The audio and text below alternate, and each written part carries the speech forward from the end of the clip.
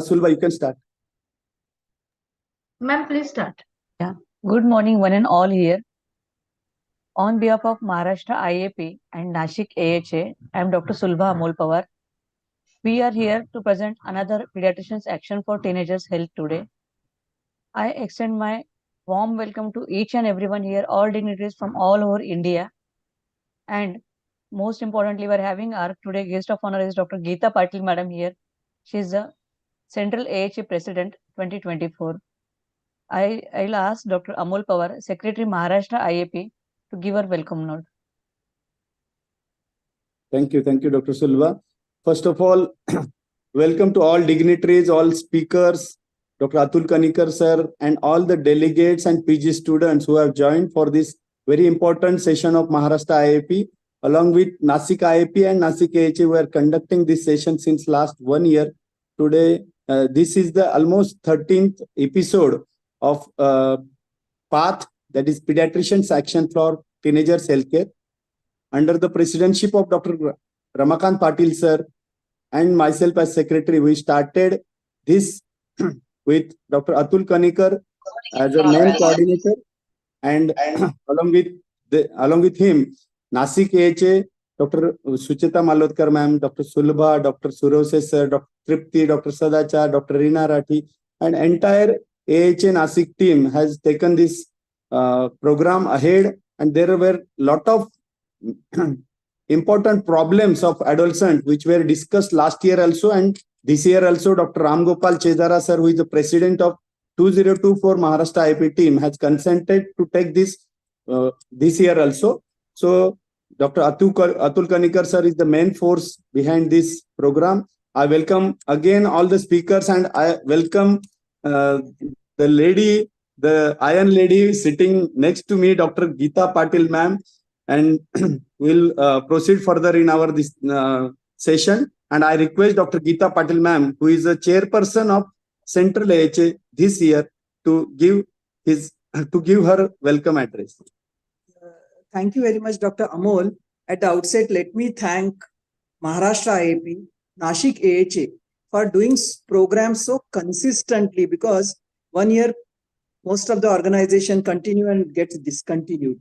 So it's good to hear from Dr. Amol Pawar's mouth that it is going to be continued this year also, because it is accepted by the Maharashtra IAP president. And we have seen the varied topics, and we know the stalwart of adolescent healthcare and who is working so hard for the adolescent health, Dr. Atul Kanikar, who is the brain behind this program. And special thank Nashik AHA and Maharashtra IAP for doing this program without any gap. And this is welcome from the Central AHA. Central AHA, in fact, should thank Nashik AHA and Maharashtra IAP for doing work for the adolescent healthcare, mental, physical health problems. Today's topic, definitely, sleep hygiene was a necessity of the day to know. Ear pressure is a burning problem which leads to many high-risk behaviors, many other problems, and road safety, because teens are always in a road rage, and road safety measures they don't adopt, which is very important for us to listen from the experts. So without wasting time, I hand over to Dr. Sulbha to proceed further, and our best wishes and any help required from the Central AHA, we are there. So, and I welcome everyone. Nashik AHA is going to be a host branch for the AdolsCon 27, 28, 29th of September. And everyone should remember that and register. Early bird registration is continued till extended till 15 February. With this, I am not coming in the way of the scientific topics, and many people very keenly waiting for the to listen. Over to Dr. Sulva.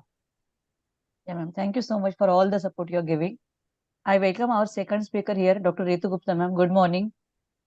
And today's first speaker with us is Dr. Tushar Godbole. He is our hometown guy who is famous all over North Maharashtra for his endocrine specialty skills. He is director at the Harmony Health Specialty Clinic in Nashik. He is also associate professor of Vasantrao Pawar Medical College, Nashik. And he is executive body member of International Society for Pediatric and Adolescent Endocrinology chapter. He is having many international awards also in his cap, and his best research paper is published in Delhi, IAP Delhi. He has 5 international presentations, 5 national papers, and he has written endocrine chapters in 3 pediatric books. I welcome you, Dr. Tushar Godbole. Please help us about something to tell about the sleep hygiene. Dr. Tushar Godbole.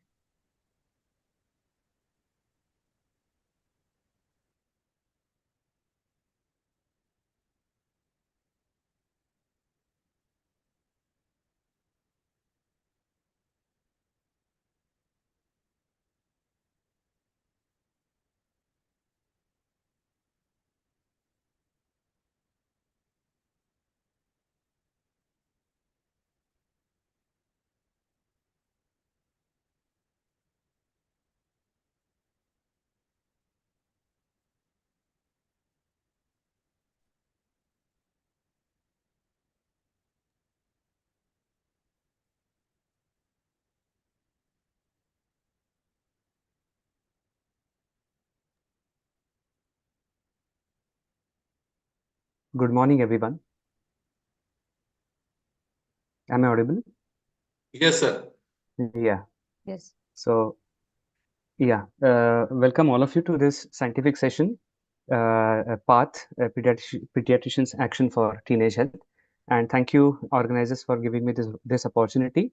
In next 20 minutes or so, I'm going to speak about the sleep hygiene and especially post-lockdown, the, habits of the teens as well as their parents have gone for a toss, and all of us have witnessed that the sleep disorders, the incidence has actually increased.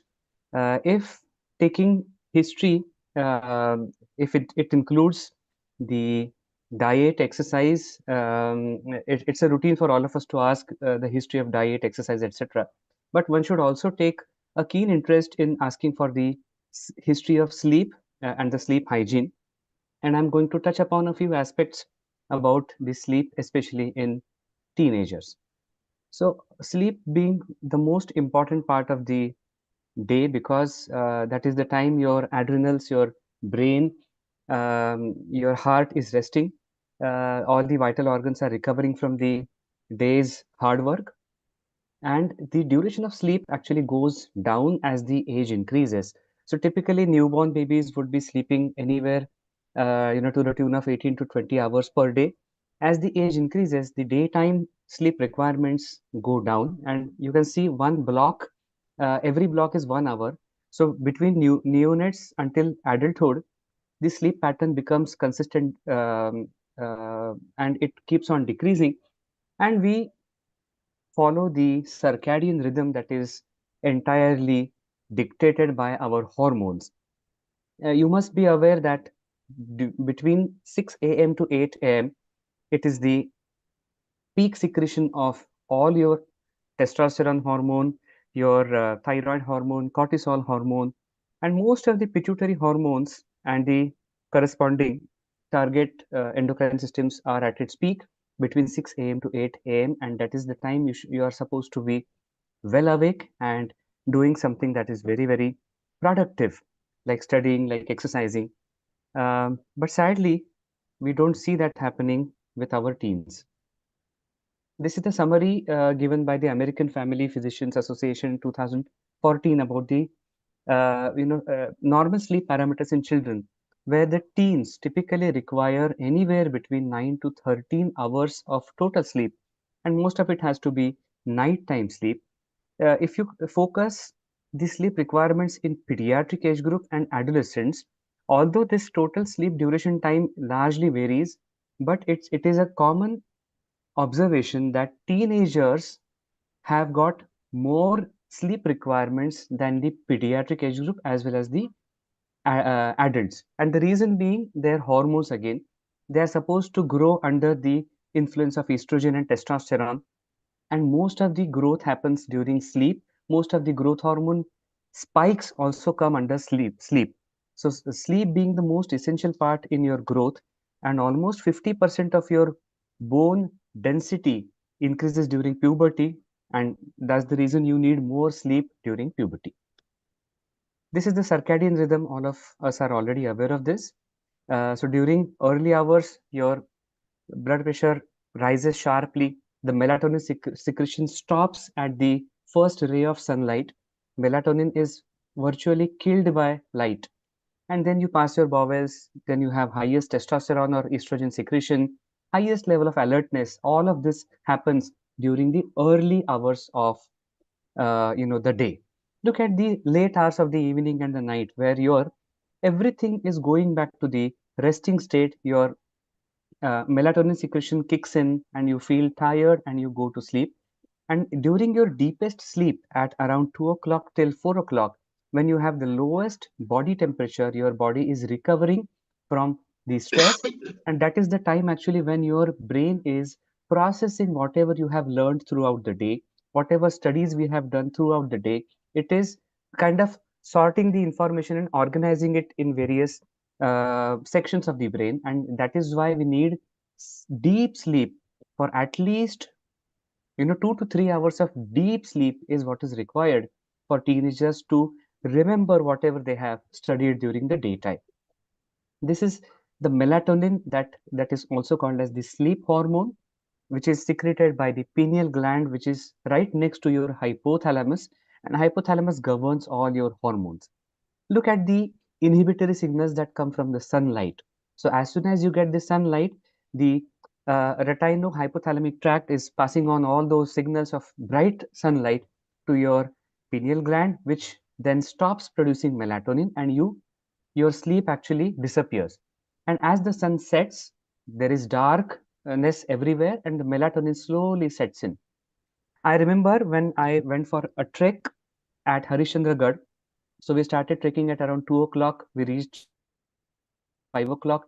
We, set our tents there, chat. We had our early dinner at 7:30. And at 9 o'clock, since there was no light, absolutely no light, no mobile network, the phones were not working. And we just, we went off to sleep at 9 o'clock. So that is our body's rhythm when we are not disturbed by external, disturbing factors like mobile phones or bright light. We go to sleep with the setting sun. The sleep sets in, and by 8:30, 9 o'clock, you go to sleep. And that is the melatonin hormone that governs the onset of sleep. Look at the spike, the peak of melatonin. The melatonin starts secreting somewhere around 8 to 10 o'clock, and the peakest value is around 4 o'clock. And after 6 o'clock, suddenly the melatonin comes down. This melatonin spike is typically delayed by a couple of hours in teenagers, and that's why they have difficulty in falling asleep and also difficulty getting up from the sleep that happens physiologically during the teenage. Look at all these spikes, your melatonin, cortisol, TSH, and growth hormone. They're all happening during night time and the early morning time. So growth hormone is the hormone that is secreted during deepest of sleep, and melatonin is also secreted during sleep. The rest, everything is better in the morning time. What are effects of good sleep on your health? Of course, it improves cognition, and we have many research papers, and few of which I'm going to quote in a few minutes. It improves your cardiovascular function because it gives rest to your heart and blood vessels. Not to forget, your blood vessel health is what is important for prevention of cardiovascular events. It improves hormonal function, it improves your growth, and also the muscle function. Because there is less muscle tone during deep sleep, your muscles gain the vigor and health to function better. What are the physiological disturbances? What are the psychosocial disturbances in sleep in childhood. So physical factors could be snoring, lack of exercise, and daytime excessive sleeping. Many children sleep for a couple of hours or 3 hours. मजेमध्ये आपण म्हणतो पुण्यामध्ये दुपारी 2 ते 4 सगळे झोपतात. But jokes apart, that 2 hours of afternoon sleep is going to disturb your circadian rhythm. So there is something called as sleep hygiene for afternoon nap also, and we will discuss it if time permits. Psychosocial factors are stressful evenings, like intensive gaming. You're following somebody, pursuing somebody with a gun in your hand in that game of PUBG, and you are constantly under that psychological stress, so you can't go to sleep. Poor parental interactions, they have been found to have delayed sleep onset. If the parents sit with the parents, have a good, meaningful interaction in the evening time, they recapitulate about the day's activities and set up a routine, then children find it very easy to go to the sleep. It's like a debriefing. Whatever I have done throughout the day, I'll tell my parents, I'll offload my emotional burden to my parents, and then I'll go to sleep. So that is very important event that parents can have, the interaction that parents can have. Bright light exposure during late evenings. TVचा brightness जर full आहे, mobileचा brightness full आहे, so they will not be able to go to sleep. Social factors, of course, late working parents. Father comes from his shop, he puts down his shutter at 10 o'clock in the night, he comes home, watches some television with loud voice. At 11 o'clock, the father eats his dinner, and at 12 o'clock, the father sleeps. And the child also follows the father's footsteps. Late dinner, screen time at night, lack of sleep routine. Very, very important to have a sleep routine, else your circadian rhythm is going to go on a toss. And loud noise in the vicinity are the social factors that cause disturbed sleep in children. Certain sleep disorders that pediatricians can diagnose and pediatricians can treat. These are simple ones: obstructive sleep apnea, symptoms being snoring, daytime sleepiness, drooling, and unusual sleeping positions. Simple treatments like steam inhalation at night, nasal steroids for a short duration, obesity reduction, and sometimes adenoidectomy surgery can help the obstructive sleep apnea. Restless leg syndrome is another cause for disturbed sleep, where the children keep moving their legs. It begins in the evening, and the stressors are reduced attention and negative mood. It increases the restless leg syndrome.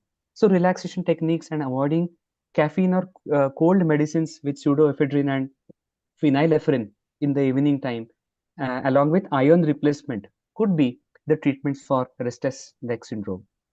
Confusional arousing, they seem sleep drunkenness is present, and during these episodes they have slurred speech and slow responses as they get up from the sleep. So just reassurance, increase the total sleep time, scheduled awakenings, and bedroom safety measures, because they sometimes can just get up and hit themselves against the wall or fall from the stairs. So safety measures have to be ensured. Behavioral insomnia, they're unable to sleep if specific conditions are not present. की माझ्या मुलाला त्याला ती एक मखमली चादर हातात घेऊनच झोप लागते, की माझ्या मुलाला माझे केस हातात धरूनच झोप लागते. So that is kind of a negative conditioning that happens, and they're not able to sleep unless the specific conditions are not met. They have frequent awakenings. The child does not go back to sleep after awakening, and it is very, very distressing for the parents. So this behavioral insomnia, one has to set up a routine, and again, sleep hygiene is very important. And rarely medicines are of any help. Delayed onset, these are all called as night owls. So this typically happens in teenagers, and the at least 2 hours of delay in sleeping and waking up times is what is the diagnostic criteria for delayed onset sleep. And gradual changing in timing is what is required. We ask them that regardless of what time your child is going to sleep, fix your awakening time first, and delay or prevent the afternoon sleeps as far as possible. Set up a routine, and in the evening times, gradually the sleep onset would come earlier, and you can take care of the delayed onset with your change in timings. Melatonin is one drug that has got questionable efficacy, and I'm going to quote a few studies about the role of melatonin in children with sleep problems. So sleep in teenagers, they have late onset, late awakening, and their needs are also very much in excess. And as a result, they have poor concentration in studies in early morning. There was a social experiment regarding the sleep timing and the school timings that was done in US in 2011. So they've observed that there is a lot of rash driving in children because they get up late and they have to attend their schools. Some of them actually drive their cars. Their schools are 11th and 12th is also called school. So some of them are half asleep and they're driving, and there were a lot of accidents that were happening during 6 a.m. to 8 a.m. in the state of Minneapolis, US. So they just changed the school timing from 7 a.m. to 8:15 a.m. and that gave 5 hours of extra sleep to the teenagers. It improved the attendance, improved the alertness and concentration, and it also reduced the teenage car crashes in the morning time by 17 hours. So simply by giving them enough sleep, you can improve their attendance, alertness, concentration, and also prevent those accidents. This is one social experiment that was done in the state of United States. What is the importance of bedtime routine? It is often, this is a meta-analysis of a very big study, and it included around 10,000 children, also from somewhere from India. And they studied that if you have a sleep routine, like on a particular time you're eating, on a particular time you're going off to the sleep, and at particular time you're getting up, that sleep routine, um, and what are the outcome. So this is the baseline parameters. There were children who never followed any bedtime routine, and there were children who followed it every night. And this is the baseline characteristics, teenagers as well as the preschoolers.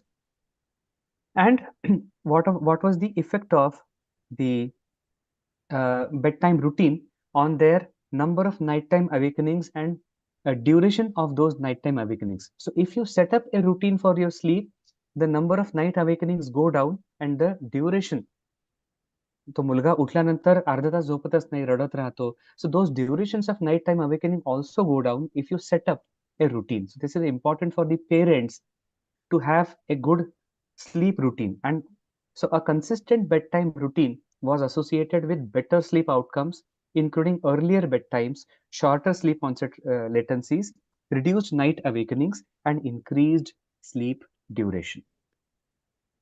So practical points for setting up a bedtime routine is to include the same steps at each night, as many nights of the week as possible. Include at least 2 or 4 adaptive activities. And those activities could be listening to soft music, brushing your teeth, bathing could be one activity. आपल्याकडे सकाळी उठल्यावर अंघोळ करण्याची पद्धत आहे.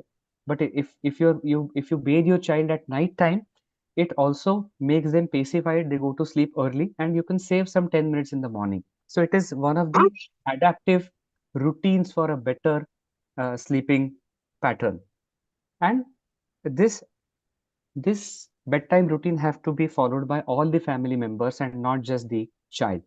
Avoid maladaptive activities like watching television or electronic devices in the bedroom, or having coffee or caffeinated drinks at the night. So we have to avoid this. This is, I'll just speak for 30 seconds on this because we have another, we can have another talk on this. So very important to not only look at the screen time. On your left side, you can see Instagram, this child has seen for 2 hours, 56 minutes.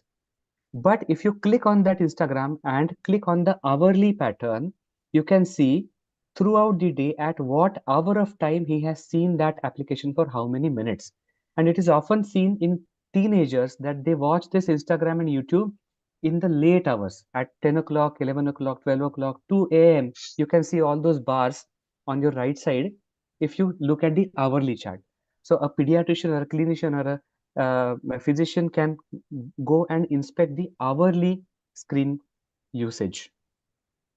Caffeine and sleep architecture. They often abuse the caffeinated drinks via tea, coffee, or carbonated drinks.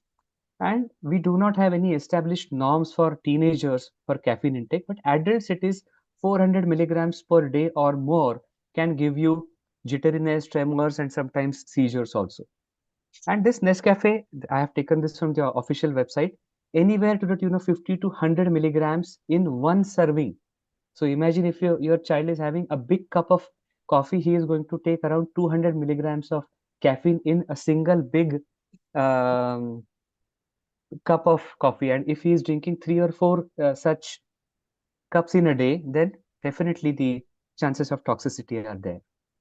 So this is the effect of coffee on a teenage brain. So if they consume coffee in the evenings, this is what it causes to the teenage brain. So you have late onset of bedtime, less time in bed, and reduced slow wave activity. This is called as the slow wave activity topograph on your left side upper screen, which shows that they have reduced sleep quality. झोपेची गरज कमी होते पण quality पण कमी होते and as a result their memory gets impaired. So what's the use of staying awake for more time if it is not going to help you in grades? उगाच जागून मार्क वाढणार नाहीये. And I have another interesting study that I can quote. So these are the typical teenage adolescent sleep patterns. Look at this. And these are college students, around 360 college students. See, almost 75% of the college students slept later than 11 p.m. and half of them actually beyond the midnight. Half of them. And look at them. 50% or more slept only 6 hours of less during night time. मैं रात्रीची झोप फार कमी केली. And as a result, see what happened. 58% डुलक्या काढतात. They are sleeping in the daytime during their study period, during their colleges, during their schools, they are sleeping. The result being, they are not sleeping well in the night. So this is one study that I wanted to quote, that teenagers typically sleep very less in the night, and as a result, they doze off during the daytime. Does it have got anything to do with the marks or the grades? I have another paper to quote for that. So we have on your left side, you can see the number of hours slept at night, typically during week.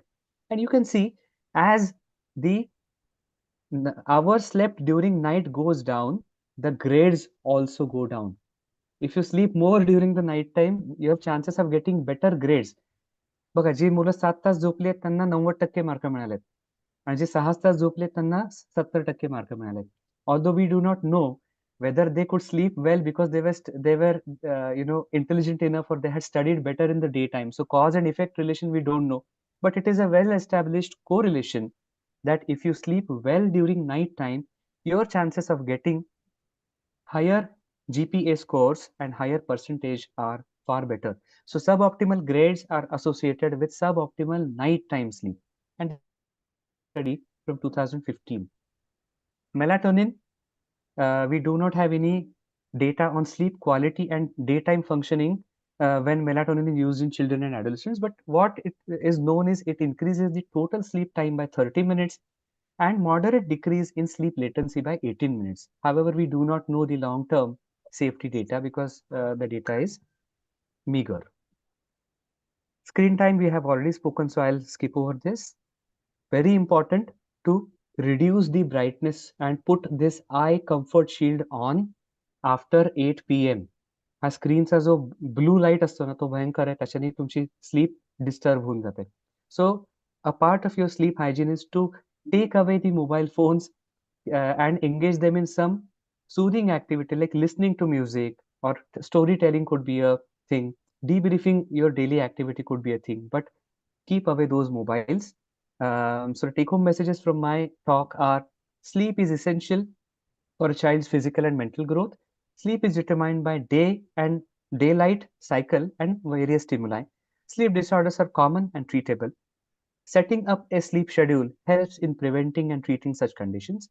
And yeah, that's it. Thank you so much. And mobile phones, of course. Thank you so Thank much, you. Dr. Tushar. So everyone is telling us from our grandparents, early to bed and early to rise is make you healthy and wise. It's really true Sulpa here. madam, Sir, Sulpa I'm madam, going to take the questions. The first question is from our mentor, Dr. Atul Kanikar, sir. अरे नहीं बाबा, माझे काही प्रश्न नाही आहे. I don't have any questions. There are some non-Marathi people in the audience. So, I was about to tell you that. Yeah.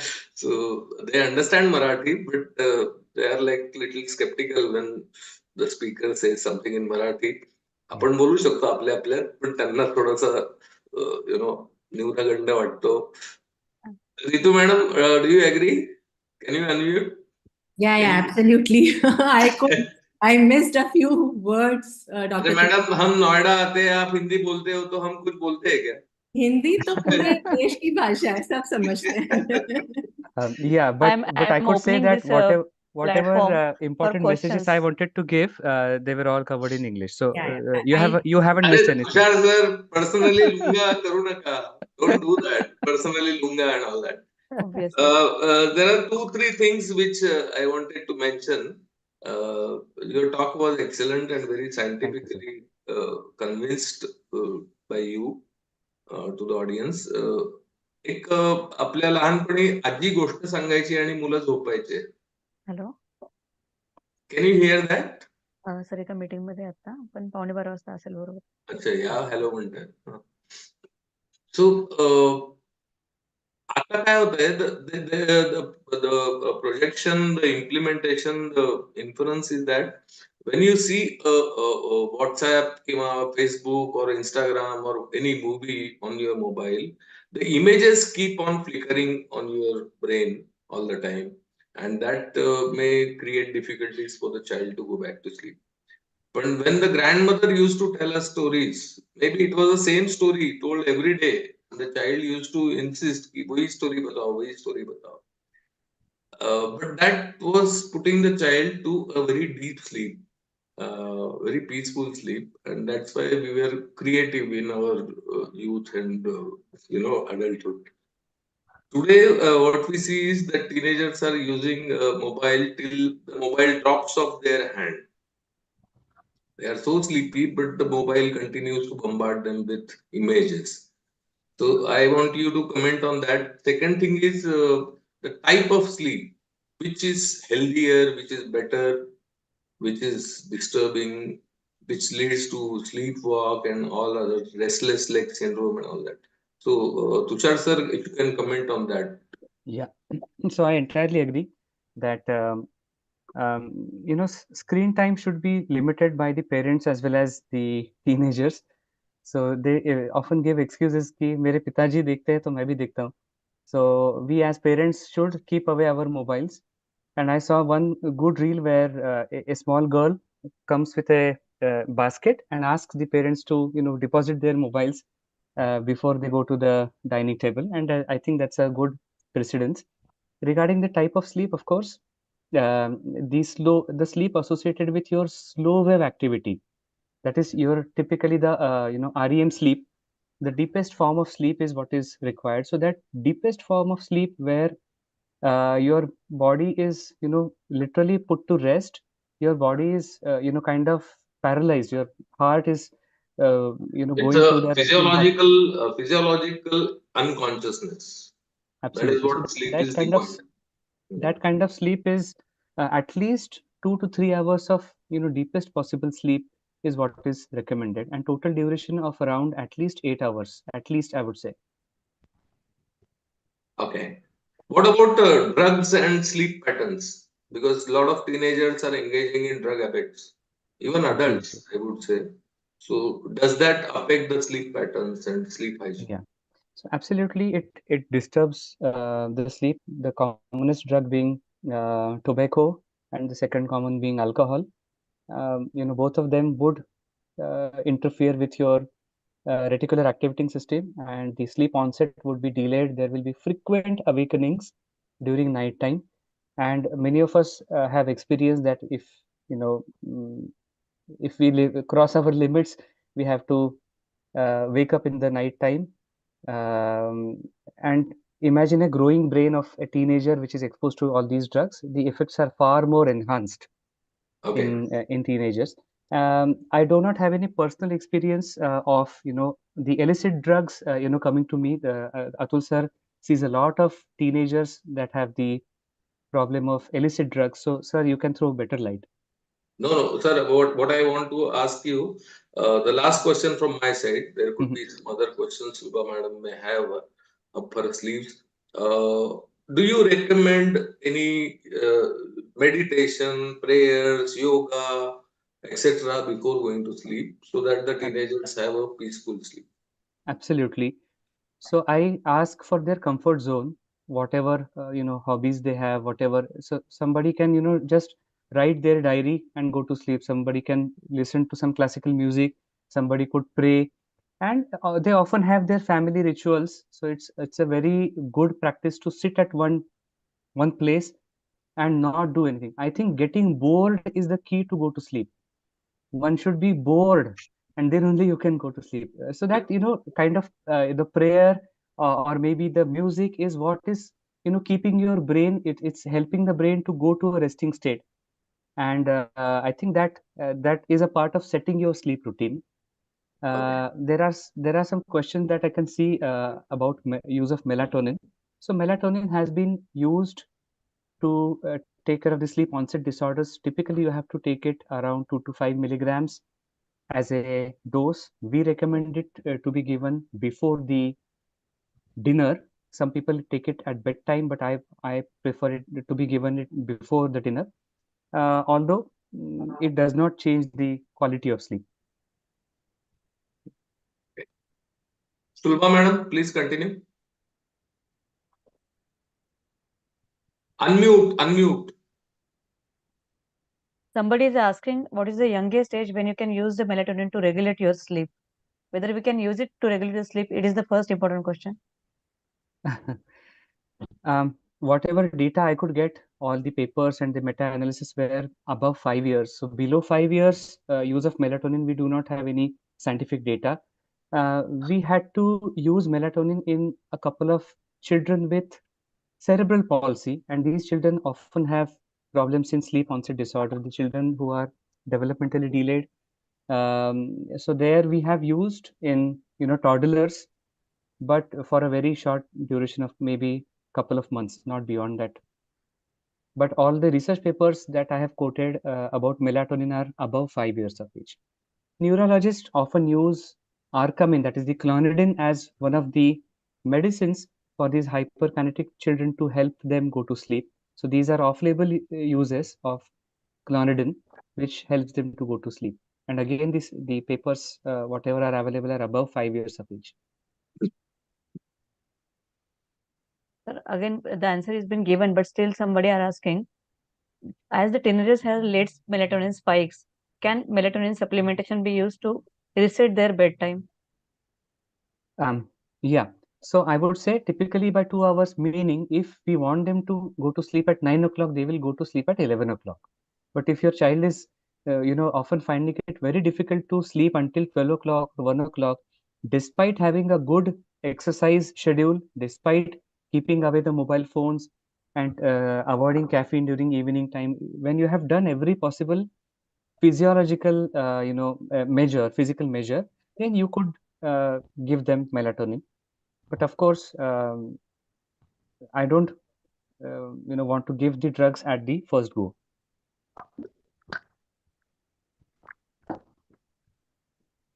I think all the questions has been finished. If anybody want to ask any question. There is one question from the iPhone I just read in the comment box. How long can we give melatonin? What is the duration of treatment? Again, it's all the data is for 3 to 6 months. The use is between 3 to 6 months, not beyond that. Okay. Yeah. Dr. Mubaraka Lokhandwala. Actually, it's been told by the company, hormonal company, that you can use this drug for 21 days minimum to regulate the cycle. So we know that if any new habit you want to create, you need 21 days. Okay. So basically, Sulba madam, now Ritu Gupta madam has an appointment at 11:45, I think. She is quite a busy person from Noida, and we move on to her talk immediately. Yes, Is that yes, okay? Yeah. Yes, sir. Yes. If anyone again want to ask any question about any section, you can ask in the last, please. Now we are moving to Dr. Ritu Gupta ma'am. She is the senior consultant pediatrician, adolescent health expert, and teen coach at Friends Eye and Child Care Center, Noida. She has many feathers in her cap. She was the secretary of AOP Noida, president AOP Noida.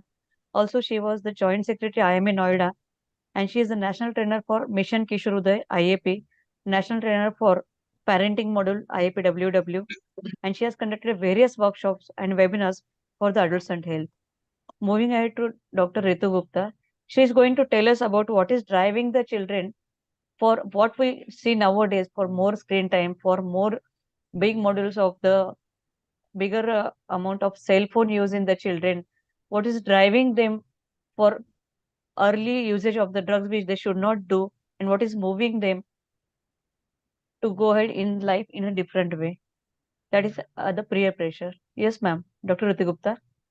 Yeah, thank you, Dr. Sulbha. So, firstly, I want to thank Maharashtra IAP, Maharashtra and Nasik IAP, Nasik AHA, Dr. Atul Kanikar, Dr. Trupti, for inviting me here and giving me this platform to share a few of my insights with all of you.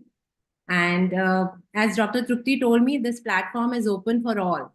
So I am considering that we have pediatricians here, we have parents here, we may be having some young people also here. So I'll make my presentation very simple so that it can be used and understood by all.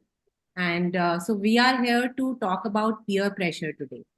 Yeah, and we'll talk about how can our adolescents and teenagers, young adults, dare to be different and defy the pressure, the so-called peer pressure. So we'll be talking about peer pressure. So firstly, let me begin by asking you or letting you know who a peer is. So peer comes from the Latin word par, which means equal. So one who is of equal standing with another, or one belonging to the same societal group, especially based on the ability, age, grade, or status.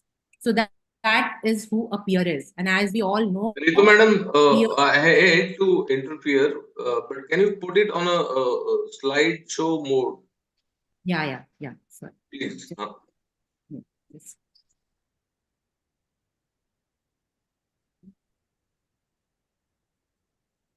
No, it's down there. No, Now, right. Just little right.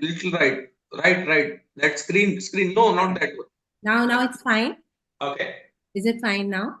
Yeah. So, like I was talking that, so who a peer is, and peer plays a very important role in our lives, and more so in the lives of our adolescents as they are growing, as they are transitioning from childhood to adulthood. Peers become all the more important in our adolescents' life. And so what is peer pressure?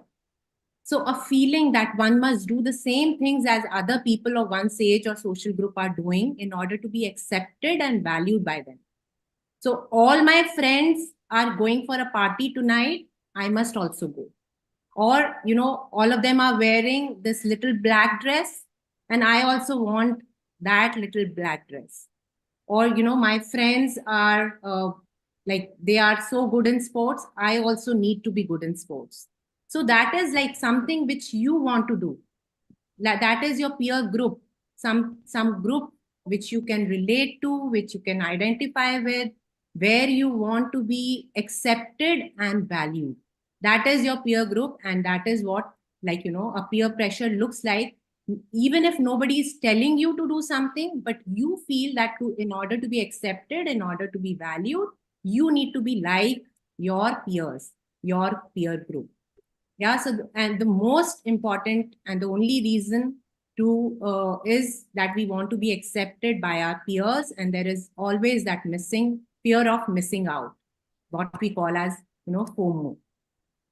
Now, peer pressure or influence can be positive, or it could also be negative. Now, I'll give you one example of these twins who were coming to me since they were very young, like since they were just a few months of age, and they had been coming to me regularly to my clinic. And till 8th class, they were doing very well in school, in sports, in their social skills. Everything was going very well. And then I lost track for a few years. They didn't come. And recently, their parents came with one of them. So these were these twins are Rohan and Soham. So they came with Rohan. They wanted some immunization certificate for Rohan, as it was required in his engineering college. He was studying in a very good engineering college. And on asking more, I learned that, Soham had to drop a year and he didn't appear for his class 12th exams. And what happened was, like after class 8, their sections changed. And Rohan was in a class where his peers were those who were like focused on studying. They used to study in groups. They used to discuss various subjects, various issues, various topics. They used to encourage each other to do better. They used to even get together and play regularly, go outdoors and indulge in physical activities. So they used to encourage each other in every way. And that, like most of the children in that group, they went on to, they got admission in different various fields and very good colleges. So that's the influence of positive peer pressure. So your peers can inspire you to make positive choices in life, pick up healthy habits. They can encourage and support you to do better and better, and also share experiences and expand your horizon. We can also, sometimes meet people on social media. So it also has positive influence. You can find like-minded people with similar interests where you can, discuss things and improve your knowledge, enhance your skills. So that can also happen with a positive peer group. And like we learn some social skills, critical thinking, interpersonal skills. So all that can come with positive peers. And on the other hand, what happened with Soham? So Soham was in another section, and there he got attracted and lured by some of the peers who used to get mobile phone to school, and they used to indulge in online gaming.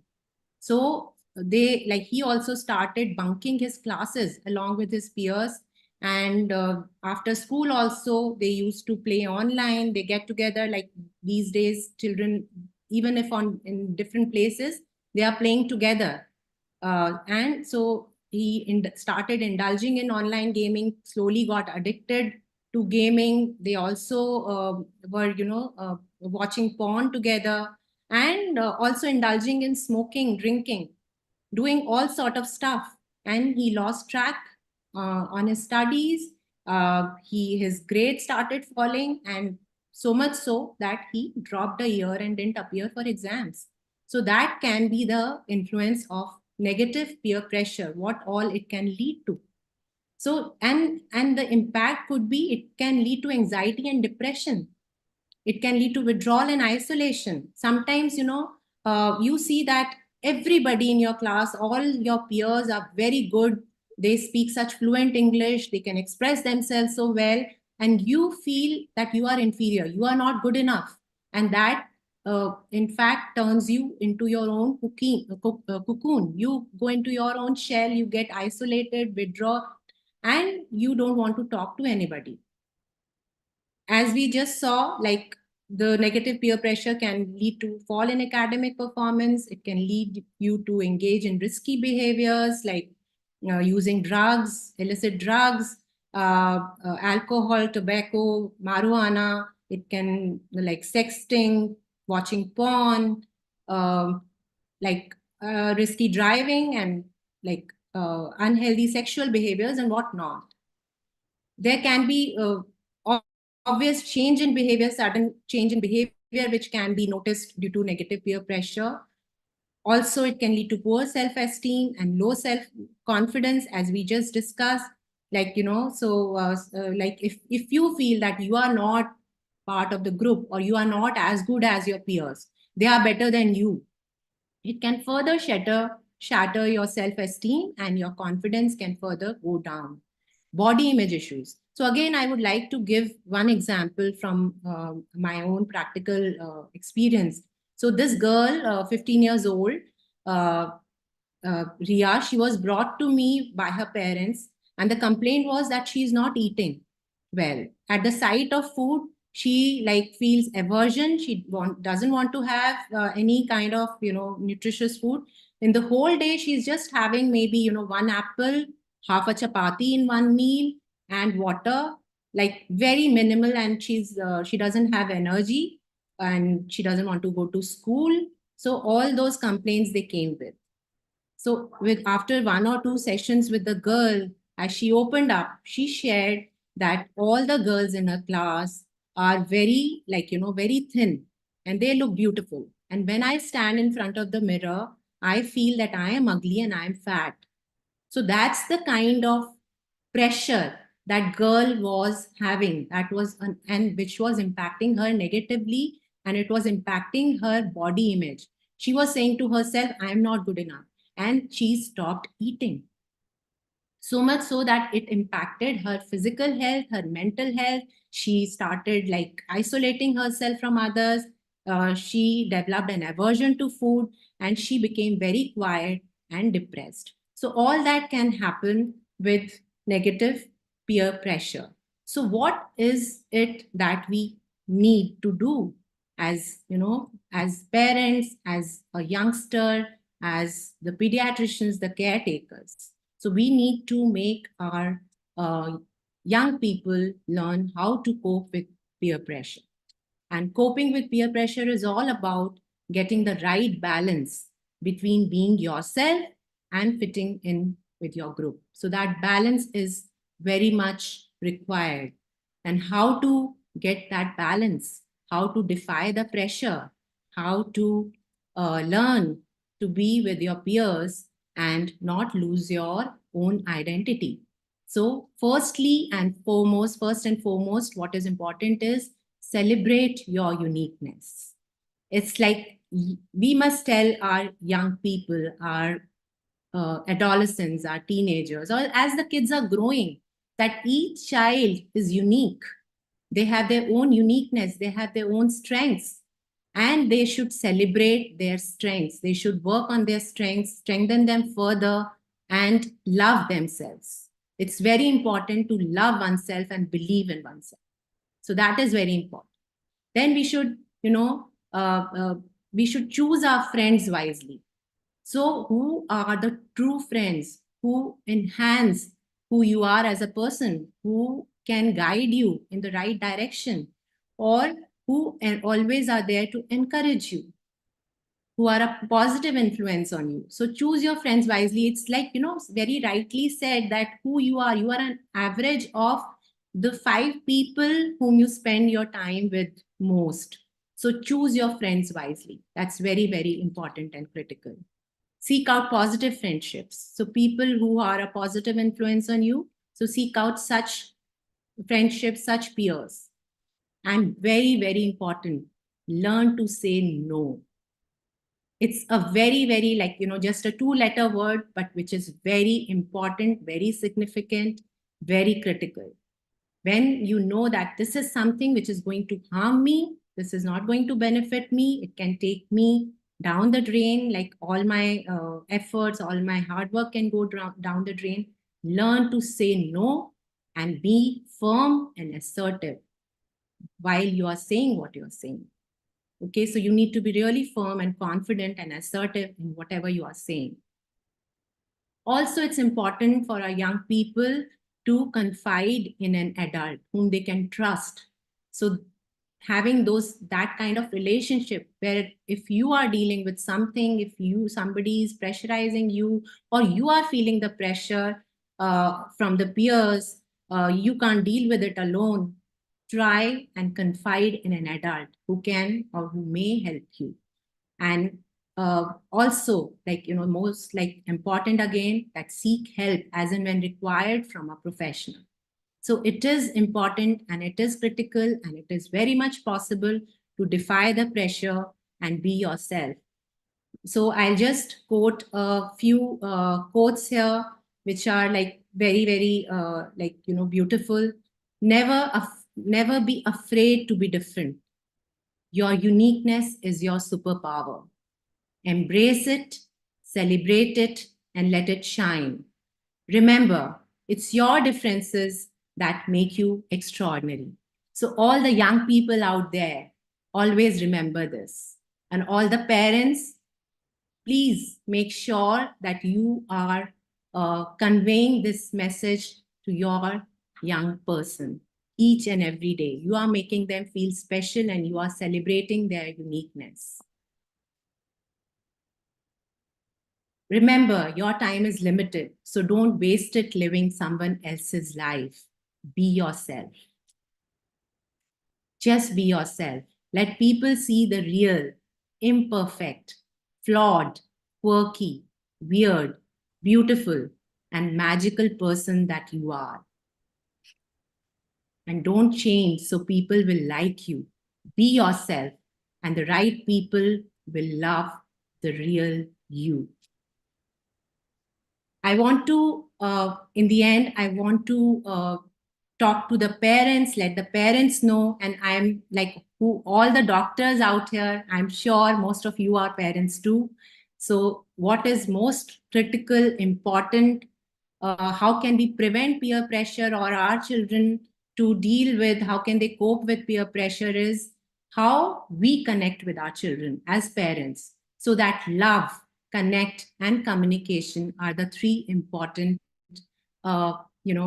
most important tools. So love your child unconditionally, accept the child for who he is and not how the child behaves. So we all have heard about the 3 L's: love, latitude, and limits. So love your child unconditionally. Latitude is like allowing your child to take their own decisions, make them independent, encourage them to make day-to-day decisions and think about the consequences. So give them that much leverage so that their confidence is built up. So trust them that much and put some boundaries which are like, limits, so that they feel secure. So that is very, very important. Create a strong bond with your children where you are providing them with your love, you are following a positive parenting, an authoritative parenting, and the bond is so strong that you can demand from your children also. You can demand from them to to follow those boundaries, and that bond is so strong that your child can run up to you, come to you with anything and everything, whatever they are dealing with in life, they'll share each and everything with you. So have that open communication where it's the channel of communication is open from both sides, where you are listening more to your adolescents, your teenagers, your young adults, and you are speaking very little. You understand them from their world. There is empathy, and your child has that freedom, that space where he or she can express himself freely, can share anything and everything, whatever your child is dealing with. Okay. And also start early to help children understand some family values. The more your children are grounded in the family values, the more are the chances that they will not deviate from the values and they will not go on a wrong path. So that's very, very important. Also important is that praise the efforts of your child rather than the results.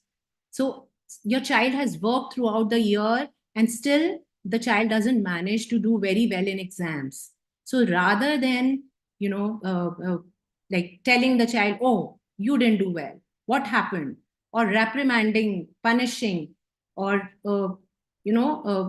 like instead of doing that, just praise the efforts. You really worked hard. And it's okay.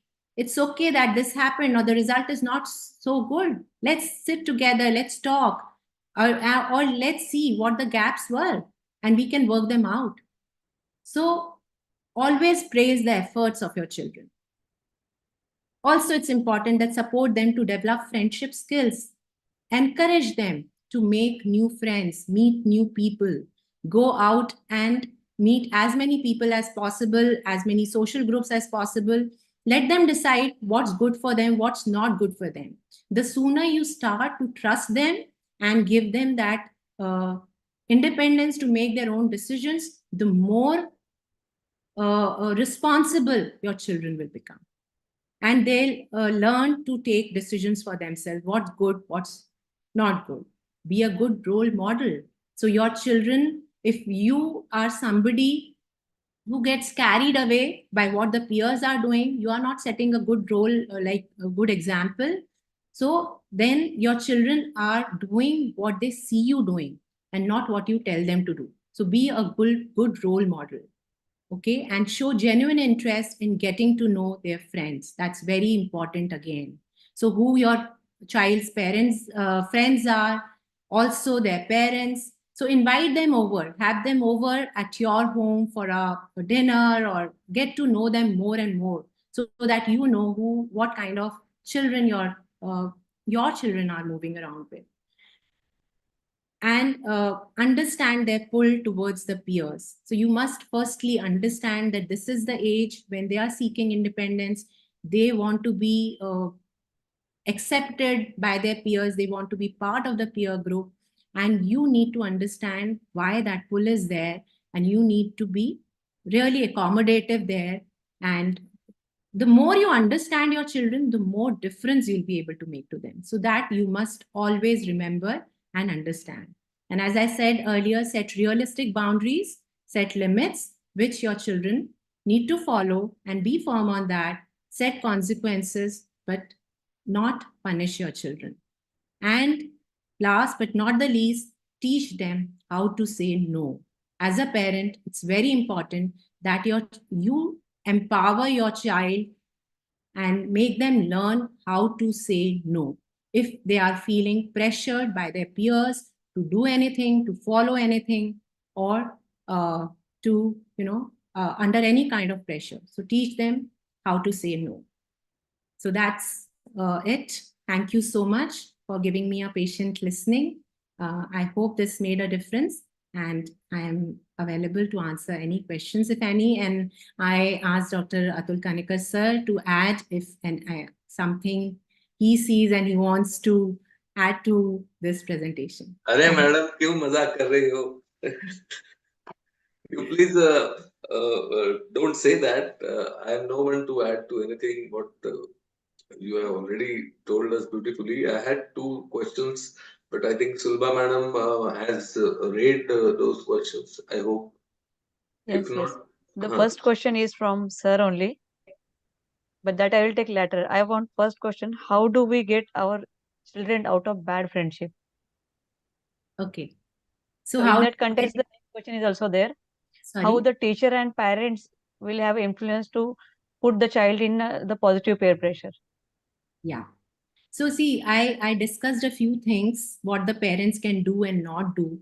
So one is like, how can you influence them to make the right choices? So first is, since the child is small, you need to follow positive parenting, being an authoritative parenting where you are investing a lot, loving your child, providing him nurturing, caring, that bond. The stronger the bond is, the lesser the chance will be for them to deviate. And the more the communication is from both the sides, like it's an open communication where you are understanding your child and you are giving the space to your child to express himself or herself. So the lesser the chances will be that the child will deviate or go on a wrong path. And also, as I said, so raise your child in a manner that small things. Okay, beta, go and buy this. Give him 10 rupees, or, and okay, you need to go and buy this. And the child comes back and gives you the money back. And let him explain, okay, he bought a small toffee also, along with whatever you asked him to buy. Now, okay, so that much decision he can make. But in case, like, suppose you start giving him pocket money. So you need to initially set up, okay, this is your pocket money. This you can divide in 3 parts. Use it. One, okay, for you can once in a while or once in a week, you can buy something in school canteen and eat. Some part of the money you can give in charity, or you can use to serve others, serve the society. And the third part you can keep saving. so that you can use it, accumulate it, and use it later to buy something or to do something which you want to do. So we can educate our children right from the beginning, make them responsible in making decisions. Also, let them make small decisions in life and let them make mistakes. Let them learn from their mistakes. Let them fall and fail and learn from their mistakes. So that is very important. So sooner and like gradually they will grow up into responsible adults, responsible youngsters, and not make mistakes. And always supervise them. Keep an eye, not spy on them, but always monitor and guide your children. That is very, very important. Yeah, and how to save them from negative friendships. So first, see, it's as your kids are already grown up, they are already into maybe late teenage or young adulthood, and they are into a particular peer group which you feel is a negative influence. Then firstly, if you tell your child, oh, don't meet that person, that's a bad influence, stop meeting that person, don't have him as a friend, that's not going to work. Okay, so you need to, again, the key is strengthen your bond. Make them feel loved. Let them know that you are here to support, you are always there, and you understand them. So understanding them from their world, that is the key. First understand them and then empower them to make the right choices. So that's the key. I hope I have answered the question. Yeah. Can I just comment with the permission of Dr. Ritu Gupta, madam? Yeah, absolutely, sir. The question was about how to keep our children from bad friends or something like that. Yeah, and how can we say whether it's a bad friend? So how do you label? So Sulba madam, can you read the question if you have finished your mobile talk? How we can get our children out of bad company, bad friendship? Bad company. Okay. What I taught my own children was I told them just to identify the person, not by the habits that the person keeps. Really, an alcoholic, a smoker, a drug abuser could be really a good person from within. You know, so I always gave a positive turn to whatever negative implications they had, because we tend to label people. He is good, he is bad, he is addict, he is coward, he is stupid, and all that. Instead of that, identify good qualities in the person next to you. Pick up the good qualities, if at all you wish. Ignore the bad qualities. And the same thing is now being done by them. Both are adults now. But they know what to pick up and what to choose from the person, whether he is a boss, he is a friend, he is an enemy, he is a whatever. But there is always something good in a person. That is what we need to teach our children. So don't label. Second thing is, I always made my children meet the successful people when they were in their middle teenage, because that is when the brain is most active. Okay, so if you want to become a scientist, I made him meet a few good teachers and good scientists around.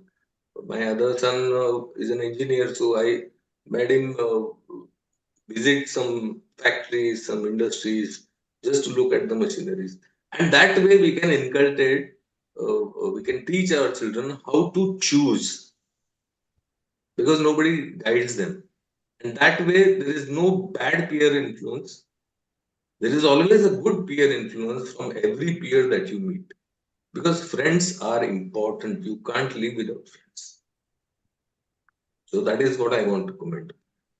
Absolutely, sir. So as sir said, so we should never label the friends like bad friends or good friends. Maybe some behavior is not good. Yeah, that one aspect is bad in the other person, but Yeah. there could be some genuinely golden aspect, Absolutely. which you need to identify as a friend, okay, and compliment your friend on that. Yeah, and we can in fact empower our child to, in fact, support those peers coming out of those bad habits. Yeah. Yeah, and bring out the best in them, bring out their strengths. Sulba madam, please move ahead. Is Dr. Tushar is there? Tushar sir, I think he is in a blazer, so he is not visible. Okay. There was one more question, Sulba Yes, sir. madam, from my side. Hmm. How do we teach our children to say no? You said how we should teach our children to say no, but how exactly to do it when you are in a group of peers? How to say no? That is what I wish you to enlighten upon. Yeah, sir. So I would try to answer that, and you can add on if you feel anything No, is. no, I'm not going to. Yeah. So one of the techniques is we use the broken record technique. Firstly, and most importantly, when you are saying no to something, you need to be confident about your decision. You need to be firm and assertive about your decision. Yeah, that this is something which I don't want to experiment or to try or to take or to be pressured by. So first is your own confidence about it. And still sometimes, you are sure that you don't want to do anything, but your friend tells you once, twice, thrice, fourth time, five time, and sixth time, you'll give up. You'll give in to their demand or pressure. So, and we as a parent need to really empower our child how to say no. So as I said, one of the techniques is a broken record technique. So you all, in olden days, we used to have a record player. जिसमें record ऐसे गोल गोल चलता रहता था. And some, Turntable. sorry, sir. Turntable, that is called. Turntable. Yeah. And Black records, yeah. when the grooves used to be like old and grooves disappeared, so एक जगह पर आकर वो बारी बारी at the same point it will keep playing. So that is like, if you keep. Ritu. It's that time. Sorry. Yeah. Ritu. So tell your child to say no, no, no, no. He's just, assertive about it, firm about it, repetitive about it, confident about it. That my answer is no. However, whatever many times my peer may tell me, but my answer is no. Till your peer, till your friend gets it that this person is not going to budge. So, and also, like suppose somebody, you can also raise your voice and say a firm no, that the other person is clear, that it's a clear no, and that the person will go away from there. No more, bother you. Okay. Yes, sir. Okay, great. Sulba madam, please continue. Thank you so much, Ritu ma'am, for such a good enlightenment on this topic. What we taught by Dr. Atul Kanikar to say politely no first. No, I don't like this. No, I don't want this. No, I have some problem, some health issue with these things. And at the end, just tell your friend to go to hell, like that sir told us. We will move to another topic now. I just welcome him here, Dr. Chandrakant Survase sir. He is our third speaker. Dr. Sulba, Dr. Atul, Dr. Tripti, thank you so much. So I'll take your leave. I have to, attend. Yes. Okay, thank you so Thank much. you. Thank you. Bye. Bye. Bye, good day.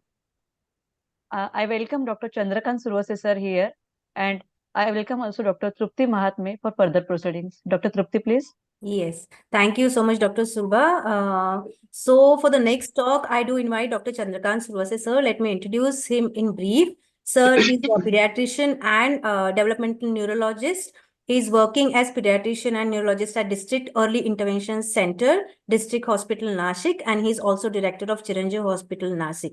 So let us listen from sir about the burning topic of teens and road safety. Over to you, Survase, sir. Just a minute. Yeah.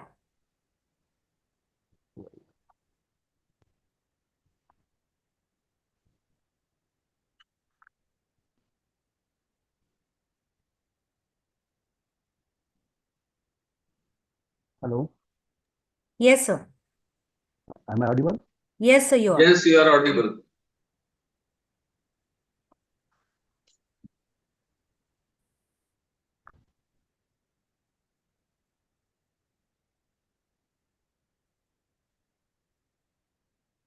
Uh, thank you organizers for giving me the opportunity to express my views about today's topic. Yeah. Sir, before starting, will you make it full screen slideshow? खाली घे उजव्या कोपऱ्यामध्ये खाली घे खाली घे खाली घे खाली खाली खाली अजून खाली ते डमरू सारखं दिसतंय ना कप सारखं राईट कॉर्नर 70% मायनस प्लसच्या तिथे उजवीकडे जा हा ते बरोबर Thank you. First of all, thank you organizers and our senior colleague Dr. Atul Kanikar giving me this opportunity to express my views. Today's topic is a bit different but very important as adolescents are concerned, because due to the vast mechanization of today's world, youngsters are provided so many facilities. On one hand, all these things are new, fast, attractive, adventurous, and time-saving, but on the other hand, are very harmful to new generations. The road traffic accidents are routine occurrences throughout the world, and thousands of people lose their lives on the road every day, and many are left disabled the emotional scars that they will carry for the rest of their lives. It is observed that every hour of every day, almost 40 adolescents die as a result of road traffic accidents, and most of them are the preventable causes.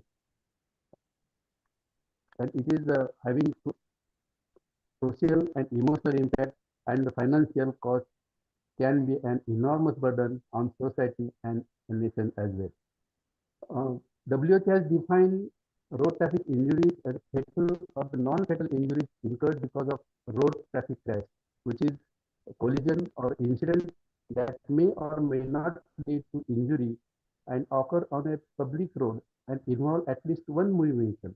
A traffic accident occurs when a road vehicle collides with another vehicle, pedestrians, animals, road debris, or other geographical and architectural obstacles. And these accidents can result in injury to property damage and death. If we see this graph, the leading cause of death among adolescents, particularly the age of 15 to 24 years, adolescents and young people, the unintentional injuries are the major leading cause of death, and 90% injuries are because of in adolescents are result of unintentional and accidental. If we consider the magnitude of the road problem,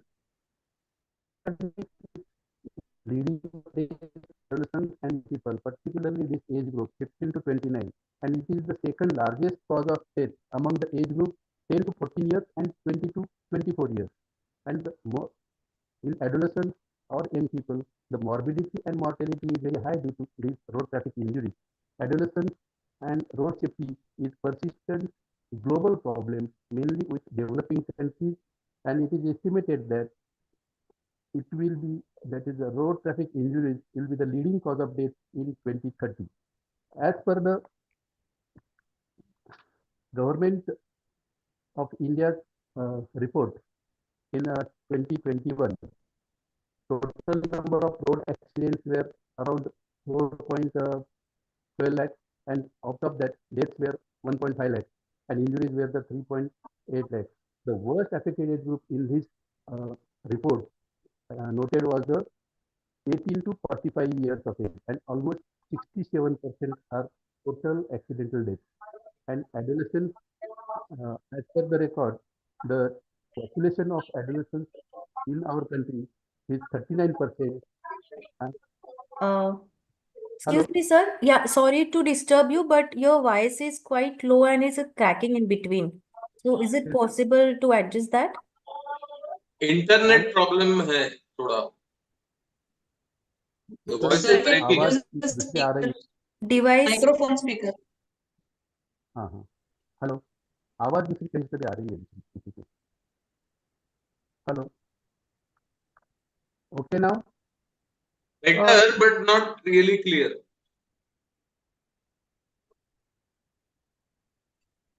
Hello. If you can use the headphones or microphone.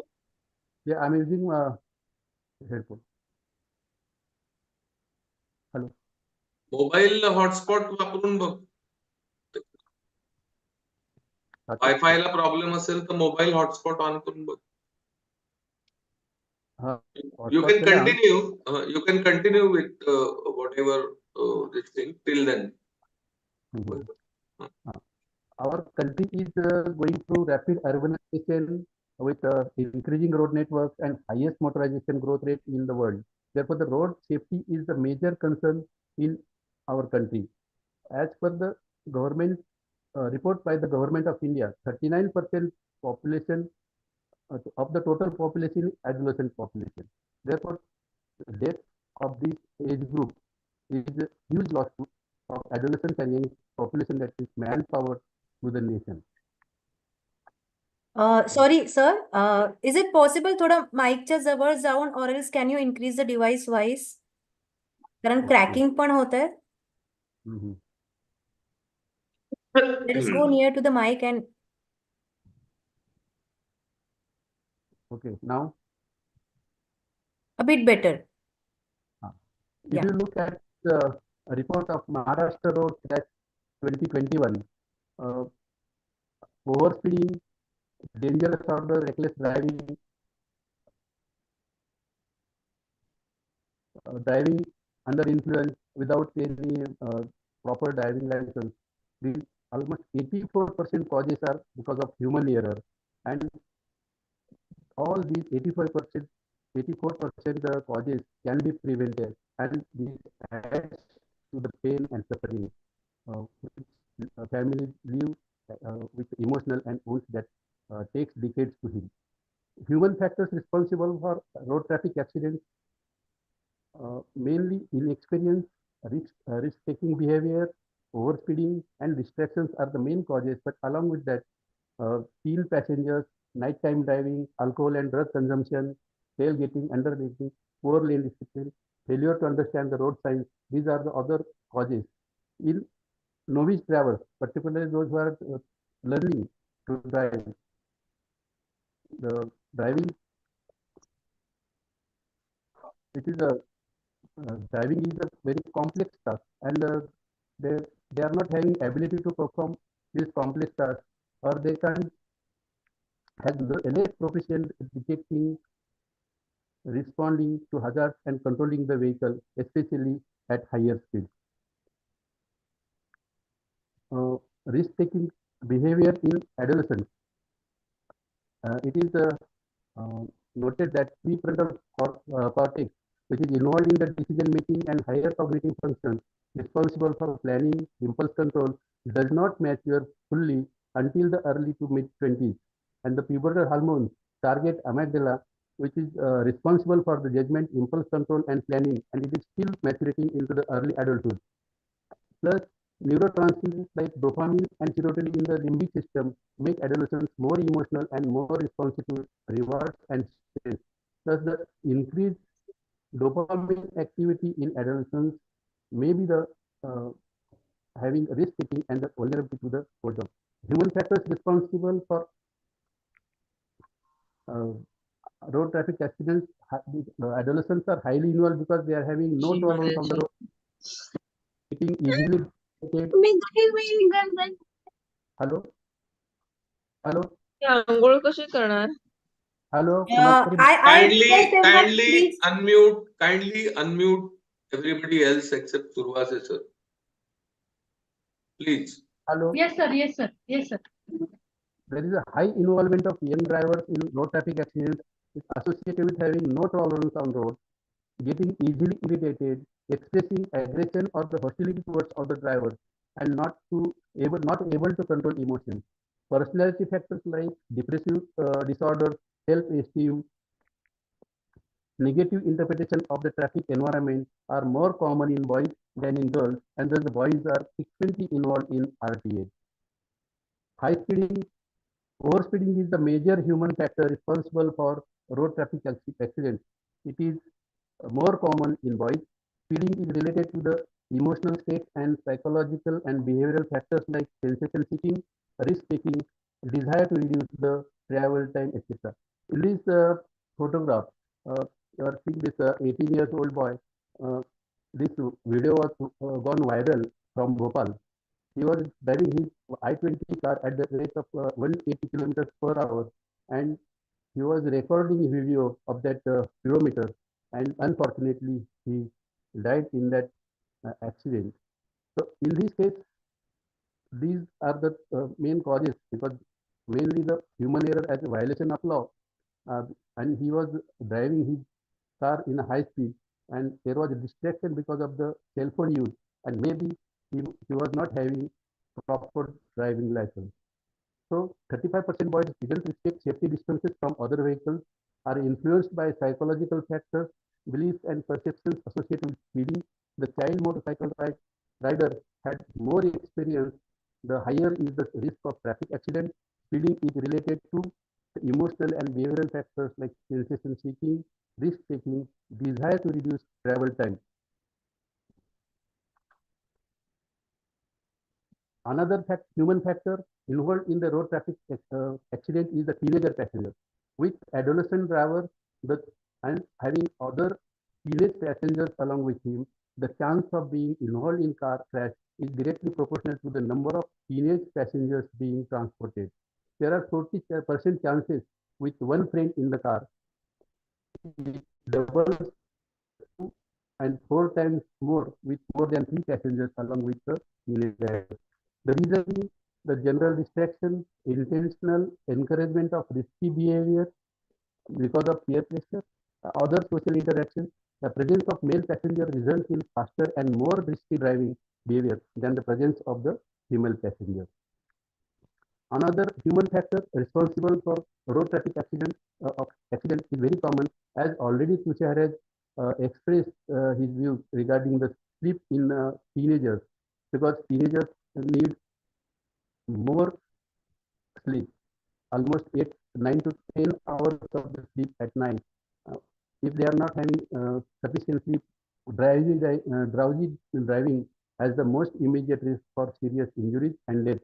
Sleepy driver will have a slow reaction time, reduced road attention, and impaired ability to make good driving decisions, increases impulsivity, and may also increase irritability and depression. That's why these adolescents are having more morning car crashes or bike accidents. It is found that driving being awake for 24 hours is comparable to driving with the blood alcohol content more than the legal limit of intoxication. Therefore, sleep first and then drive. Another human factor responsible for road traffic accident is the alcohol and drug consumption. The risk of fatal accident among the drivers with blood alcohol level over legal limit is 5 times more as compared to the normal. The normal blood alcohol contains 30 milligram per 100 ml of the blood is the age limit for 18 to 25 years as per the Section 185 Motor Vehicles Act 1988. Overspeeding, drug consumption, particularly nowadays, most of the adolescents are addicted to other drugs along with alcohol, like marijuana, cannabis, etc. Non-use of seat belts. It is found that in one survey that safety belts were used only by 18% of the drivers with blood alcohol content of higher than the legal limit, as compared to the 40% of the sober or the safe drivers. There is a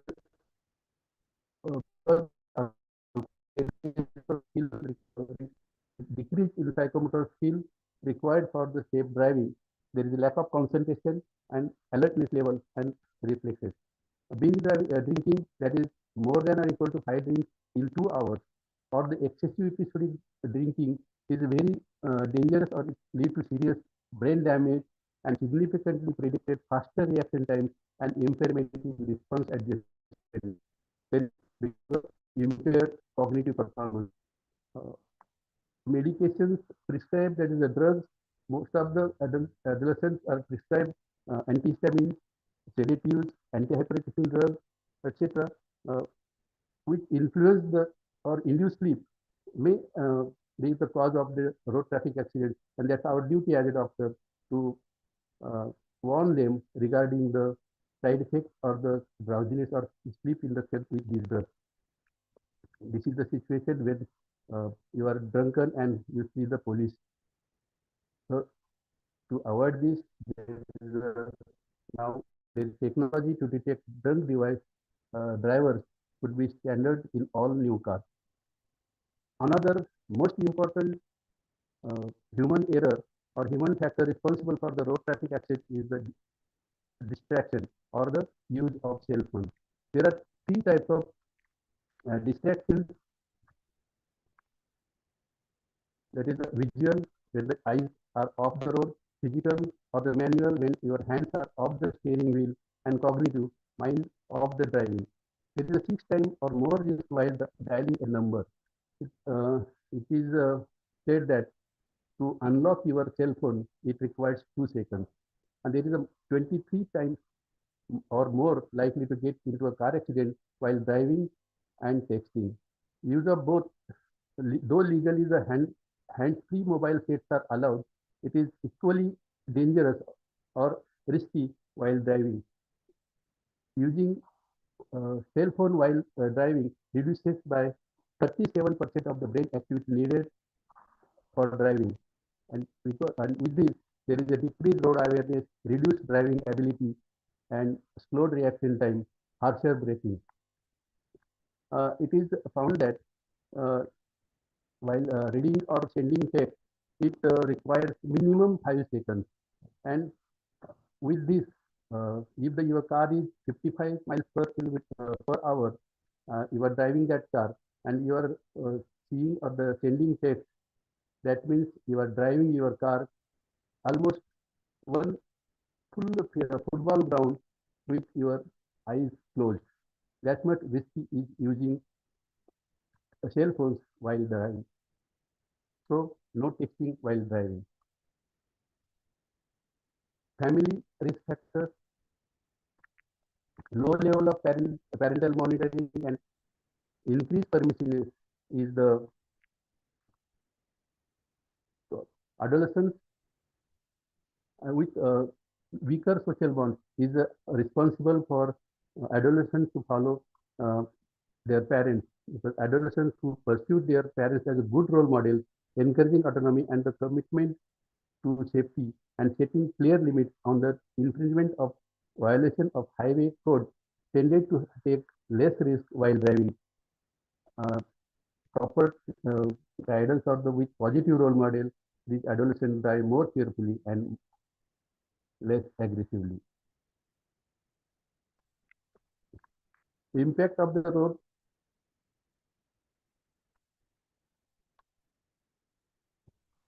Physical injuries to the young children are the most serious effect of road traffic accidents. Among the total deaths, 25% are from the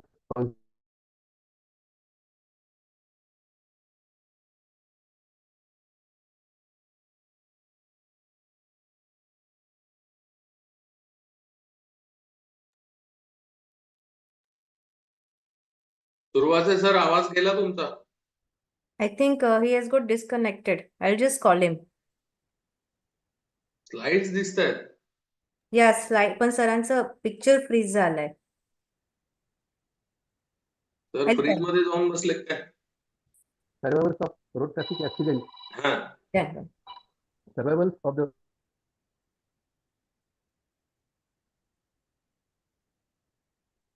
No, he got disconnected. ठीक आहे, मग आता कोण आहे ज्यांना आपण प्रश्न विचारू शकू? तृप्ती madam, shall I ask you some questions about road safety? Sir, are you joking about that? Sir, No, sir, to help me, Survasa sir is back again, so let's proceed. Okay. Your voice is inaudible. Unmute. Survase sir, please Unmute करून पुन्हा presentation we need to share because you got disconnected. So please share the presentation again. क्या होता है ये हमेशा? Shared screen. Okay. Okay. Put it on slideshow mode. Done, sir. Yes. Done. Please go ahead. Effect on the nature is that adolescent and the youth population in the society constitute a critical segment as the future demographic, social, economic, and the political development of entire population and depends on them. And maximum number of adolescents are killed or made disabled due to road traffic accidents. And due to this, there is a huge loss of young manpower. India loses $58 billion annually due to the road traffic accidents. And therefore, there is along with the cost of treatment and rehabilitation, it's more than 2,000 crores annually. That is, there is a huge financial loss. I'm not able to go further. In view of this impact of road traffic accidents, there was interview conducted,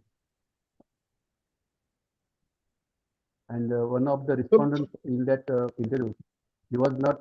He left his school in the 9th standard because of his father died in road traffic accident, and he had financial crunch, and because of that he has to leave the school. This is the one of the impact of social plus financial impact on families because of this. Can prevent these? Yes, as I have said in previous slides, 84% of the factors are preventable. So for this individual effort, supervision by authorities and parental guidance definitely lead to the safe teenage and assembly declared up to 2030 as the decade of action for road safety with the goal to stabilize and reduce the increasing trend in road traffic fatalities. Use of evidence-based interventions is central to achieving safe road environment and the reduction of road deaths and injuries. Awareness, education, and capacity building of road safety skills and behaviors are components of the safe system approach to support and complement engineering modifications and enforcement of legislative interventions. Road safety actions at the global, regional, and country level should focus on evidence-based interventions that are implemented in an integrated, safe system approach. The health sector is an important partner in process of prevention and control of road traffic accidents. The role of the health sector is to provide appropriate pre-hospital and hospital care and rehabilitation for victims, improve data collection, contribute to policies, develop prevention activities, conduct advocacy, and contribute to the implementation and evaluation of interventions. We as pediatricians are having valuable role in educating parents and kids about dangers of driving, about reducing the risk. There are many interventions that can save lives. Political will, of course, the political will and the commitment at central, state, and the local government level are very important.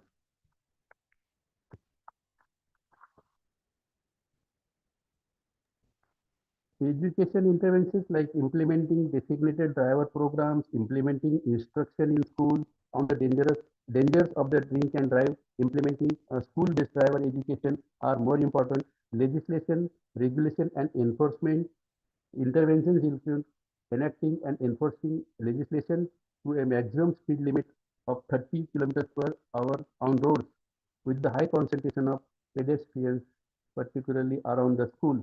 Enacting and enforcing legislation requiring the use of helmet for all riders on all roads and all engine sizes. Parents should be involved in the programs, teaching programs in preventing road traffic accidents, because parents have the greatest opportunity to teach children. Parents are the ones who most often accompany their children on the roads and can support their children to develop these skills early. As the parents are role models for children, they will imitate their parents' behavior on the road. Thus, the road safety education targeting parents has a positive effect on child knowledge and behavior. Road accidents are multi-causal, which requires multi-pronged measures to mitigate the problems through joint efforts of all agencies of both central and state governments. In order to achieve a significant improvement in road safety, the Government of India adopted the National Health Policy for Children in August 1974. The Central Ministry has formulated a multi-pronged strategy to address the issue of road safety based on education, engineering of both roads and vehicles, enforcement and emergency care. Accordingly, various initiatives taken up by the Ministry are education measures like the publicity and awareness campaigns, engineering measures like road engineering, identification and rectification of accident black spots, road safety audits, and airbags, that is anti-lock braking system, that ABS, and the combined braking system safety technology, Bharat New Car Assessment Program, training and capacity building, enforcement measures, and some of the important road safety provisions and penalties as under the strengthening enforcement of and road safety, strengthening public transport, automation and computerization, empowerment of states, enhancing road safety of citizens, and other initiatives like the incident management system, incident management services, National Road Safety Board, etc. Legislation and enforcement, that is the evidence-based interventions like laws should be amended to suit parents also, punish parents also who allow their kids to drive cars and motorcycles, putting away cell phones, wearing seat belts, and following the speed limit. And the most important one is the driver must be stopped. These are the evidence-based interventions in the engineering measures in bikes as well as in cars.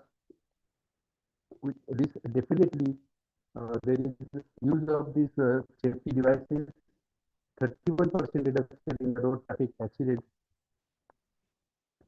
There are, if we drive or on the road, we see the traffic signs. These are the silent speakers. These help drivers and pedestrians in preventing fatal incidences on road, communicate the basic rules and regulations of road safety in the form of simple graphics. They are easy to understand. There are three types of traffic signs. These are the mandatory signs, cautionary signs, and informative signs. This is the photograph of mandatory signs. These are particularly in red circle, and these are the warnings or order that if that signal or sign in U-turn, there is no U-turn, you have to follow that order. Second one is the cautionary sign. You have to take precautions. These are the, and particularly they are mentioned in or indicated in the red triangle. And third one is the informative. These are in a blue square, and they give information on road, because if there is a restaurant, there is a hospital, petrol pump, etc., give information on the road. So in conclusion, road traffic accident is a major preventable cause of death and life disabilities in adolescents. Road traffic accidents has major impact on family, society, and nation as well. Human error is a major cause of road traffic accidents. RTAs are multi-causal, require multi-pronged measures to mitigate the problems through joint efforts at all agencies of both state and central government. Health sector is an important partner in the process of prevention and control of road traffic accidents. As pediatricians, we are having valuable role in educating parents and teens. Parents are having a very important and major role in preventing road traffic accidents, as they are the role model for their teens. Every road user must know the traffic signs on road.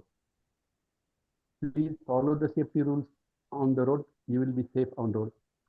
Thank you. Thank you. Thank you so much, sir, for such a detailed talk on such important topic. Recently, I came across two short educational movies regarding teens and road safety. So one is Teeny Side, which is a black and white movie. Some of you might be aware about it. Just a 10-minute movie, and this was produced in 1950s. It again gives incidents. Around 85% of the road traffic accidents, they occur in the age group between 15 to 24 years. And a second movie is Wild on the Wheels. This is produced in 1970s from California. So there is a tragic death of one teen, 19 years old teen, in the car accident, and the investigating officer actually goes and interviews to the family of the teen that exactly what his habits and attitudes led to drive him recklessly, leading to death. So yes, awareness is needed, implementation of all the programs is needed in the society to prevent road traffic accidents. So any more questions? There are no questions in the chat box. If anyone has any questions, please type. Kanikar sir? No madam Develop con- develop- सुरुवात से सरांसमोर आपण काही बोलत नाही. हो sir. नमस्कार. आमचा road traffic accident व्हायचा. Sir, you please update your audio and internet connection because your voice was really breaking. There is one thing I want to comment you on. Do you find that there is a worsening of road safety almost every day as we go to and what are the solutions to that, as you already said? But will the use of cameras on signals or say sort of automatic punishment in the form of financial loss की तुम्ही त्या smart number plates मध्ये काहीतरी निघणार होत्या की where you cross the signal you break the traffic rules and the camera immediately sends it to the traffic police and your account is automatically debited, which is practiced in the West and many developed countries, even the Saudi Arabia and Bahrain and all other countries. That even if there is no police hawaldar, which is usually the story, but people are afraid to break the traffic rules because they know camera automatically will remove money from their pocket. So is it feasible and possible in our country? Yeah, it is possible. All these measures are, I think, they are taking steps for this also. But beyond that, basically, as we consider the teenage role of parents regarding this road safety is more important than these other devices. Actually, I feel very pain in my heart when I see the parents breaking the traffic signal and the child standing one in the front and one in the back, sitting in the back. And then it's very painful to watch की काय शिकवताय तुम्ही तुमच्या मुलांना, what type of role modeling is this? And they in fact argue if you're following a traffic rule, in fact you are a victim now if you are following a traffic rule. So that's a very unfortunate thing. Yeah. Are there any display posters or pictures which we can paste in our clinics to educate our teenagers and parents? There are posters. We have to take RTO offices. There are posters. No. Maybe through IIP or something, if we can post 3-4 safety measures, in our waiting area. Let the parents also, they need constant brushing up and refreshment of their knowledge. So, असं काही मिळालं तर I think we can publish through MahaIP or something. We can get this just from MRDC and plus RTO office. Yeah, so that is something. I have no other questions, Survase sir. कधी भेटताय एवढाच माझा शेवटचा प्रश्न आहे तुम्हाला. तुम्ही म्हणाल तेव्हा. Good. So I think we wind up, Trupti madam. Yes, sir. So before we wind up, there is again appeal to everyone to register for 24th National Annual Conference of Adolescent Health Academy, which is taking place on 27, 28, 29 September. And due to demand on the part of delegates, we are extending the early bird registration to 15th of February. After that, slot will change from 3,500 to 4,500. So request to everyone to register in large number. We are sure that Nashik AHA is hosting this conference. So we will throw a very good academic feast under the mentorship of Dr. Atul Kanikar sir for this conference. So before we end the meeting, I request everyone to please switch on your cameras to show your fresh, beautiful faces, which will be recorded just for a few seconds. Please switch on your cameras. They'll go for makeup and wow, such a fine lot. Yeah, good attendance today we had. Almost 100 plus. And, Yes. it was really very good. Yes. So I would like to thank on behalf of Maha IIP and Nashik AHA to all the delegates. First, I would like to thank all the dignitaries, speakers, Dr. Tushar Gorbole, Dr. Chandrakant Survase, Dr. Ritu Gupta for their enlightenment about the important topics. I do thank Dr. Atul Kanikar sir, who is the Chief Coordinator of PATH program, giving feast of important sessions every time on the first Sunday of each month. I do thank Dr. Sulbha Pawar for being my co-moderator. Thank to Ram Gopal Chejara sir, President Maha IIP, and Dr. Amol Pawar sir, Secretary General Maha IIP, and the whole Maha IIP team for supporting PATH program. Thanks Pallavi Dharmadhikari madam for your excellent technical support. And in the end, thanks to all the delegates for your patient listening. Let's meet on first Sunday of March, that is I think 5th of March, for the next PATH session.